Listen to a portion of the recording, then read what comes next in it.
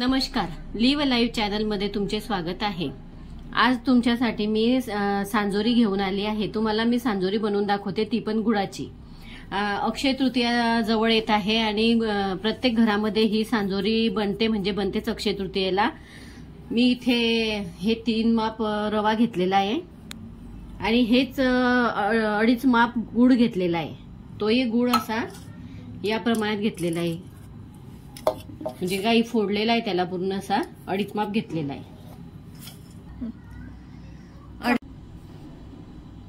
2.5 माप गुळाला साधारणतः एवढं पाणी घालायचं, म्हणजे पूर्ण एक ते 1.25 माप पाणी घालायचं आणि ते मेल्ट व्हायला ठेवून द्यायचं। तोवर आपण रवा भाजून घेऊ।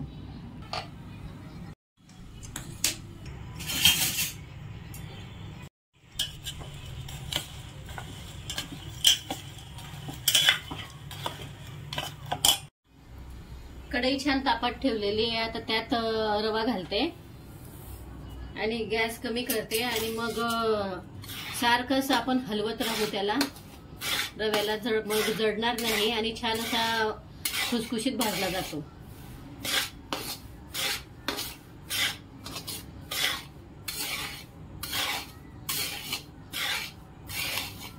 मी इथे तेलाचा किंवा तुपाचा काहीच वापर केलेला नाहीये, ती नंतरची प्रोसेस आहे। कोरडा रवा पटकन भाजला जातो आणि जनरली सांजोरीला कोरडाच रवा भाजतात।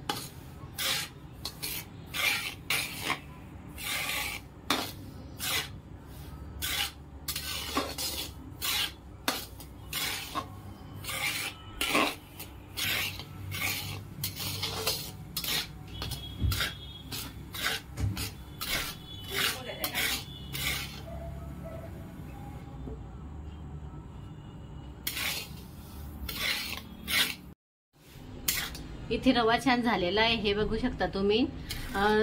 चम्मचला चिटकत नाहीये। आता त्यात मी थोडं तूप घालते आणि परत 2 मिनिटं परतून घेते। तुपामुळे सांजोरी एकदम छान अशी मऊ येते, कारण की रवा जो असतो तो कडक होत नाही आणि मऊ सुद्धा असतो। शेवटपर्यंत हवा लागली तरी त्याची सांजोरी कडक होत नाही, म्हणून तूप हे घालावंच लागतं। हे साजूक तूप आहे, घरचं, घरी बनवलेलं। 2 मिनिटं छान आता परतून घेते।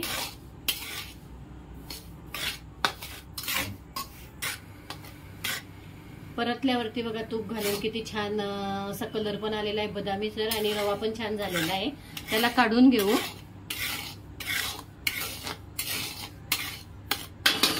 गॅस बंद करून घेते।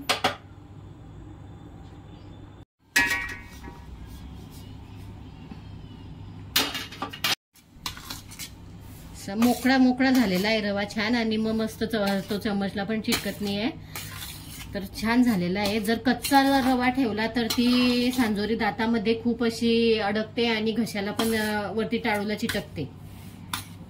आता यामध्ये हे गुळाचं पाणी थोडं थोडं करून घालू। गुळाचे पाणी गाळणीने गाळूनच घ्यायचे, कारण गुळामध्ये खूप हे घाण असते, म्हणजे काड्या वगैरे, खडे वगैरे असतात। आता हळूहळू थोडं लागत पाणी घालायचं आणि ते छान असं मिक्स करून घ्यायचं।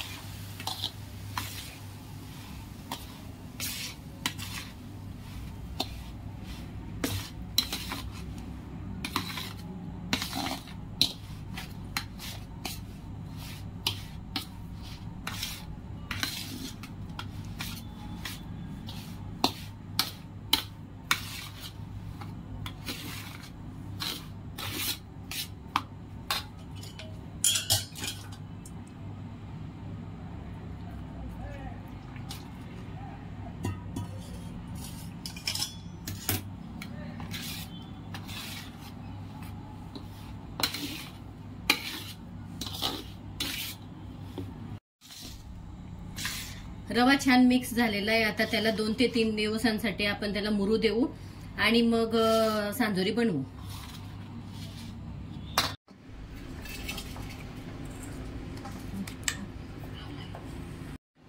3 दिवस मुरल्यानंतर रवा असा झालेला आहे छान। अजिबात असं व्हाईट दिसत नाहीये, पूर्णपणे लालसर आलेला आहे, त्याला गुळाचा अर्क त्यात उतरला आहे। त्यात आता खोबरं घालू, अर्धी मोठी वाटी खिसलेली खोबरं आणि वेलची पूड। हे छान मिक्स करून घेते.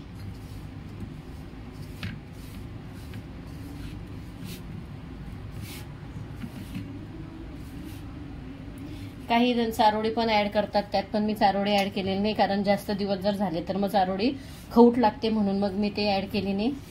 तुम्हाला वाटलं तर तुम्ही करू शकता.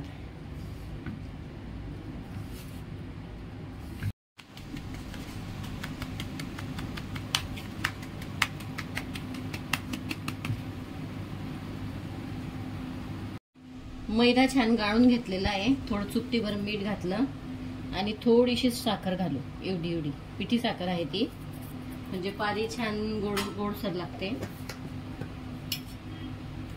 हे मिक्स करून घेऊ छान.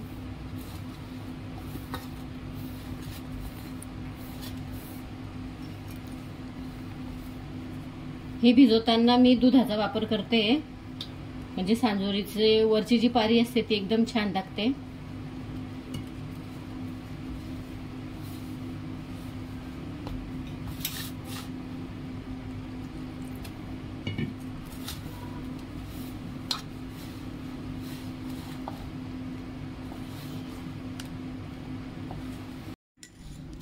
छान पीठ मळून घेतलंय. थोडंसं तेल घालून घेते. तुम्ही मैद्याच्या ऐवजी गव्हाचं पण पीठ घेऊ शकतात. मी मैदा घेतला आहे आणि असं थोडं सोडून घेते आणि 15 मिनिटांसाठी मुरत ठेवते.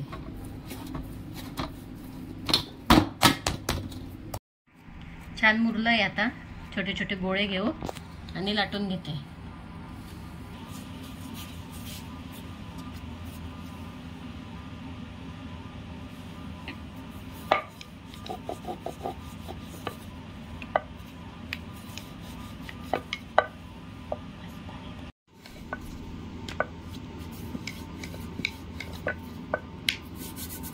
अशी लाटून घ्यायची. जास्त जाड पण नाही, जास्त बारीक पण नाही.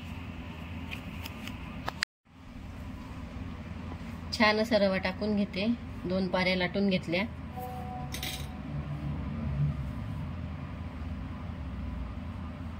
अजून थोडं पाणी लावून घेऊन मग वरतून दुसरी पारी लावायची.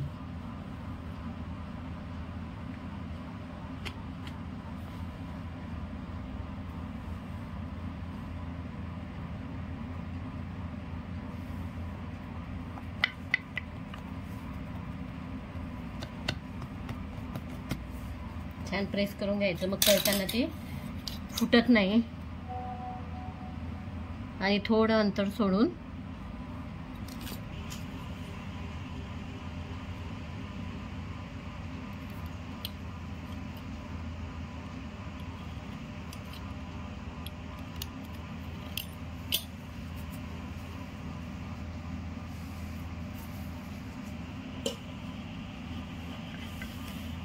अशी या प्रकारे सांजोरी होते.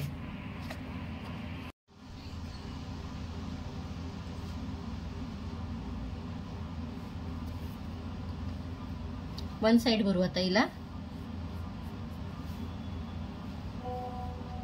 हाफ मध्ये टाकायचं आणि फोल्ड करून घ्यायची.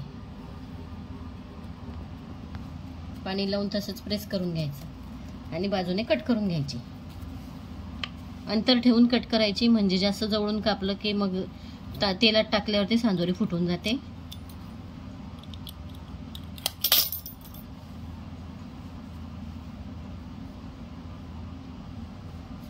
हे बघा, एक बॉक्स भरून दाखवते आता. चौकोनी पॉकेट.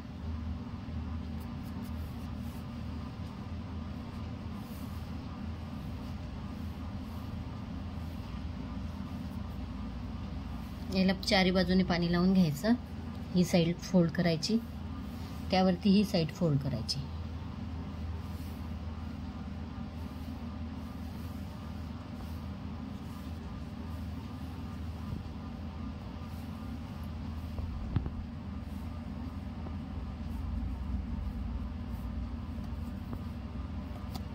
या प्रकारे ते चौकोनी पॉकेट होतं तयार. तेल छान तापलंय. सांजोरी तळून घेऊ. मंद आचेवर तळू. जास्त जोरात गॅसवरती तळायची नाही, कारण मग ती जळते, थोडी लाल होते. मीडियम असली गॅस तर मग छान असा कलर येतो तिचा.